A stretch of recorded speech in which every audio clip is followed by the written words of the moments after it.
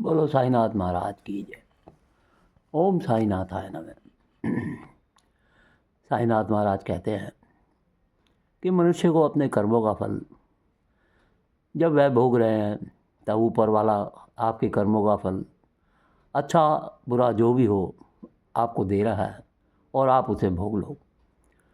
सद्गुरु की शरण में जाने का फ़ायदा यह होता है कि वह हमें अपने इच्छित फल की प्राप्ति होने लगती है। क्रियामाण को देखिए, सद्गुरु की शरण में जाने से हमारी बुद्धि चैतन्य हो जाती है, जिससे हमें अच्छे और बुरे कर्मों का भेद समझ में आने लगता है। हम बुरे कर्म से बचने का प्रयास करने लगते हैं। हालांकि प्रारब्ध जो होना है सो होना है, उसे कोई नहीं टाल सकता। बारिश यदि आनी है तो आती ही है, उसे कोई नहीं रोक सकता है। लेकिन छतरी लगाकर या किसी छत के नीचे जाकर हम ज़रूर भीगने से बच सकते हैं। अगर हमारे प्रारब्ध में बाढ़ में गिरना लिखा है तो उससे हमें कोई नहीं बचा सकता, भाग्य भी नहीं। लेकिन सद्गुरु की कृपा हमें बाढ़ में डूबने से अवश्य बचा लेगी। सद्गुरु की शरण में आने से हमें जो बुद्धिमत्ता मिलती है हम उसका प्रयोग करते हैं। विपदा के दौरान घबराते नहीं हैं, ये नहीं सोचते कि बाढ़ में डूबना तो तय है, अगर हम संघर्ष नहीं करेंगे तब डूबना वाकई निश्चित है। लेकिन सद्गुरु ने हमें बुद्धि प्रदान की है, इसलिए हम उसका इस्तेमाल करते हैं। जान बचाने के उपाय सोचने लगते हैं। इन प्रयासों के चलते हमें कोई लकड़ी का टुकड़ा मिल जाता है और हम उसे पकड़कर अपनी ज़िंदगी बचा लेते हैं। यह संचित कर्म कहलाते हैं, यानी वो कर्म जिनका फल मिलना अभी हमें बाकी था। बाबा कहते हैं हमें अपने सद्गुरु पर पूर्ण विश्वास रखकर उसकी कई बातों को मानना चाहिए और धीरज के साथ काम लेना चाहिए। किसी काम के तुरंत न होने पर मन को छोटा नहीं करना चाहिए। इसमें साईं की मर्जी मानकर अपने प्रयास निरंतर जारी रखने चाहिए। ऐसे समय पर किसी और से या उसकी उपलब्धि से ईर्ष्या और बराबरी का भाव नहीं रखना चाहिए। जैसे दुनिया में सारे फूल एक ही ऋतु में नहीं खिलते, वैसे ही अलग अलग मनुष्यों के प्रयास एक ही समय पर बराबर परिश्रम करने पर भी फलीभूत नहीं होते। दूसरों से बराबरी करने पर हमारे अंदर हीन भावना उत्पन्न हो जाती है और निराशा का भाव घेर लेता है। शिरडी निवासी अप्पा का जब विवाह हुआ तब वे अपने भाई के साथ रहते थे। कुछ समय पश्चात दोनों भाइयों में मनमुटाव हो गया, जिसके फलस्वरूप दोनों अलग हो गए। दोनों में संपत्ति का बंटवारा हुआ। अप्पा के हिस्से में किसी व्यक्ति को 350 रुपये देने के लिए आए। इस घटना के कारण अप्पा बहुत दुखी हुए। वे जानते थे कि गांव वाले उनका एक कीर्तनकार के रूप में बहुत आदर करते थे, लेकिन चरवाहा होने के कारण वे समृद्ध नहीं थे और इसी कारण उन्हें कोई ऋण देने के लिए तैयार भी नहीं था। हालात तब और बिगड़ गए जब सरकारी अफसर उनके घर बकाया रकम की वसूली करने आए। उन्होंने निर्धारित तिथि तक धनराशि जमा न करवाने पर अप्पा को जेल में कैद किए जाने की चेतावनी भी दी। अप्पा के दिलो दिमाग में एक कश्मकश चलने लगी। उसका कलेजा लोहार की धोंकनी की तरह तेज़ी से धड़कने लगा। उसकी हथेलियाँ पसीने में भीग गई। डर के मारे वह शिरडी छोड़कर भगवती वाड़ी में आ गए। वहाँ उन्हें कोई काम नहीं मिला। पाई पाई के लिए इधर उधर भटकते रहे। फिर वे शिरडी के समीप एक गांव में आ गए। वहाँ उनके हालात पहले से और भी बुरे हो गए। भूखे प्यासे बेघर, कर्म संस्कारों से आकुल व्याकुल अप्पा स्वयं को व्यथित व बोझिल महसूस कर रहे थे। उनके हृदय में दुखों का गहरा ज्वार फूट पड़ा। दिन रात उन्हें ऋण चुकाने और परिवार के लालन पालन की ही चिंता सताती रहती थी। बाबा कुल हो वे असमंजस में पड़ जाते।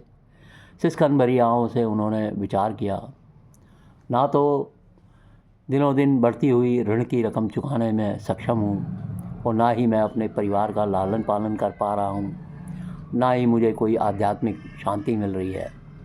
और उधर स्थानीय पुलिस उन्हें किसी झूठे केस में जेल ले जाने की धमकी देने लगी। रात को गुप्त रीति से वे किसी और दूसरे गांव में चले गए। भग्न हृदय का दर्द सैलाब बनकर आंखों के रास्ते फूट पड़ा।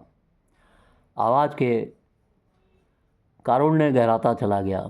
निराशा और हताशा से निरुत्साही होकर अप्पा ने साईं से सहायता की, गुहार लगाई। यूँ बोले, मेरी हिम्मत का बांध टूट चुका है, मुझे कहीं किनारा नज़र नहीं आ रहा है। आपने मुझे इस वैराग्य की गहरी खाई में क्यों गिराया है?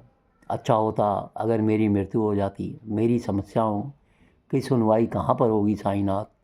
मेरी आपसे केवल एक ही प्रार्थना है, या तो मुझे ऋण से मुक्त करो, अन्यथा मुझे मरने दो। ऐसी प्रार्थना करते हुए अप्पा गहरी नींद में सो गए। अप्पा के हृदय से उठी इस सिसकन और आह का एक बड़ा पुंज उड़ा और श्री साईनाथ महाराज के पावन श्री चरणों को भिगो गया। साईं भक्त का सजल संदेश पाकर भला वे कैसे रुक पाते। उसी रात्रि अप्पा ने एक स्वप्न देखा जिसमें बाबा ने प्रकट होकर उसे आश्वासन देते हुए कहा, अरे अप्पा, तुम एक अबोध बालक की तरह क्यों रो रहे हो? डरो मत और चिंता मत करो। ईश्वर सभी का रक्षक और मददगार है। वह सभी को दिव्य शक्ति का संबल देता है। उठो और निर्भय होकर अपने घर जाओ। बाबा की आज्ञा मानकर अप्पा वापस शिरडी लौट आए। वे सीधे समाधि मंदिर पहुँचे और बाबा के स्वरूप के दर्शन कर उनके आर्तभाव उमड़ पड़े। मन की मंद किलसन को राम बन रही और तर विकटों का घमासान घर्षण होने लगा।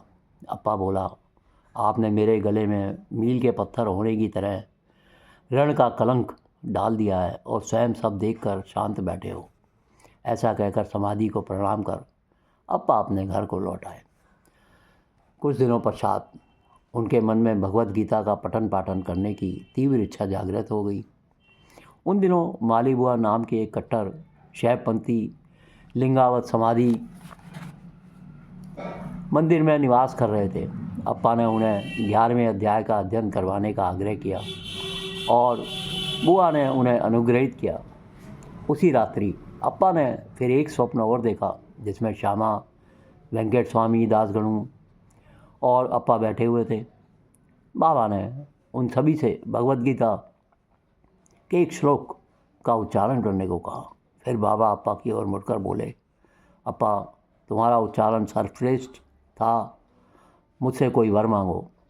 अप्पा ने उचित अवसर देखकर उनसे स्वयं को ऋण मुक्त करने का वरदान मांगा और बाबा ने उसकी इच्छा पूर्ण की। इससे हमें यह शिक्षा मिलती है कि जो शिष्य गुरु चरणों को थाम लेता है उसे मोह माया, यहाँ तक कि स्वयं काल भी उसका बाल बाका नहीं कर सकता है। एक बार अप्पा की बाईं टांग पर अनेक असाध्य फोड़े हो गए। यह फोड़े उनके टखने से घुटने तक फंसे थे और उसमें से दुर्गंध आ रही थी और उसमें से पस भी निकला करती थी। अप्पा ने आयुर्वेद, एलोपैथी के डॉक्टरों व वैद्यों को दिखाया, परंतु सभी उपचार असफल रहे। सभी प्रकार के पूजा पाठ, झाड़ फूँक, तंत्र मंत्र, ज्योतिष इत्यादि का भी सहारा लिया, पर किसी ने उसकी सहायता न कर पाई और किसी दवाई से भी कोई फ़ायदा नहीं हुआ। धीरे धीरे अप्पा जीवन की आशा खोने लगे। रोग की तीव्रता और असहनीय पीड़ा के उपचार हेतु वे नासिक के अस्पताल में गए। रात्रि में बाबा उनके स्वप्न में प्रकट होकर बोले, अरे अप्पा, तुम इस रोग के कारण दुखी और व्यथित क्यों हो? तुम्हारे फोड़े ठीक हो जाएंगे। शिरडी जाकर पोथी का पारायण करो, क्योंकि वहाँ पारायण करने वाला कोई नहीं है। विट्ठल राव को कीर्तन करने शिरवाला जाना पड़ गया है। वापस आने पर शिरडी जाओ, तुम्हारे फोड़े ठीक हो जाएंगे और तुम्हें असहनीय पीड़ा से मुक्ति मिल जाएगी। साईं के इन वचनों ने अप्पा के भीतर नव प्राण फूंक दिए। उन्हें ऐसा अनुभव हुआ जैसे किसी ने उन्हें मृत्यु शैया से उठाकर नवजीवन प्रदान कर दिया हो। बाबा ने ऐसा आश्वासन पाकर अप्पा अस्पताल छोड़कर वापस शिरडी लौट आए। रास्ते में वे संगमेर रुके और रात 10 बजे शिरडी पहुँचे। जैसे ही वे बस से उतरे वहाँ उन्हें विट्ठल राव मिले, जो बस स्टैंड पर शिरवाला जाने वाली बस की प्रतीक्षा कर रहे थे। हैरानी से विट्ठल राव ने उनका स्वागत करते हुए कहा, तुम्हें यहाँ देखकर मैं अति प्रसन्न हूँ। अब तुम आ गए हो, इसलिए तुम ही पोथी का पारायण करना। मैं शिरवाला जा रहा हूँ और पीछे पोथी पढ़ने वाला कोई नहीं है। उनके शब्द सुनकर अप्पा बोले, ब्रह्मांड के सभी कार्यकलापों को स्वयं बाबा ही नियंत्रित करते हैं। मैं तो केवल उनके कार्यकलापों को करने के लिए हाथों का यंत्र मात्र हूँ। अप्पा ने फोड़ों पर बाबा के तीर्थ और उदी का लेप लगाना आरंभ किया। कुछ ही दिनों बाद उनके फोड़े ठीक हो गए। जख्म पूरी तरह से भर गए। टांग पर घाव का कोई चिन्ह नहीं था। अप्पा को लगा कि इनके ऊपर से कोई बहुत बड़ा बोझ उतर गया है। उन्होंने स्वयं को काफ़ी हल्का और स्वस्थ महसूस किया। शरीर में ऐसी ताजगी व स्फूर्ति का अनुभव किया जैसे किसी ने उनके भीतर नवीन ऊर्जा का संचार कर दिया हो। साईं कृपा ने शूल को फूल बना दिया था। करुणा में साईनाथ ने उनके असाध्य रोग का उपचार कर दिया था। साईनाथ महाराज और देव बाबा के बीच ऋणानुबंध बहुत गहरा और विलक्षण था। ऋणानुबंध का अर्थ है कई पूर्व जन्मों का संबंध। देव बाबा अक्सर भीवपुरी रोड मंदिर में श्री साईं सचरित का पारायण किया करते थे। एक बार आरती से पूर्व उनका पारायण संपूर्ण हुआ। आरती के पश्चात भव्य भोज की व्यवस्था की गई।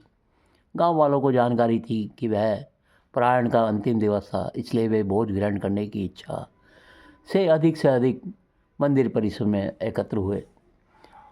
तभी 12 बजे मध्याह्न आरती शुरू हुई। गांव वालों ने मधुर स्वर में आरती का गायन आरंभ किया। आरती की दिव्य तरंगें मंदिर परिसर में फैल गईं।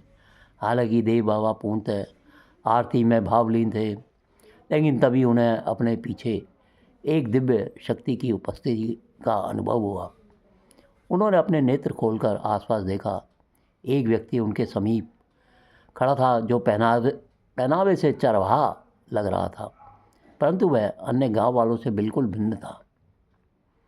चरवाहा तेज की साक्षात प्रतिमा था। उसकी दिव्य आभा मंत्रमुग्ध करने वाली थी।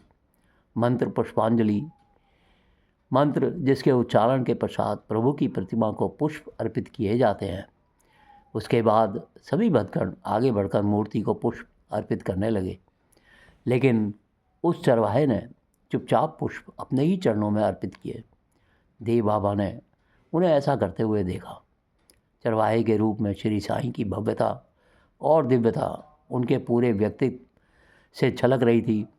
देव बाबा को आभास हो गया कि बाबा ने पारायण के अंतिम दिन आरती में स्वयं उपस्थित होकर उन्हें अपना दिव्य सानिध्य और आशीर्वाद प्रदान किया है।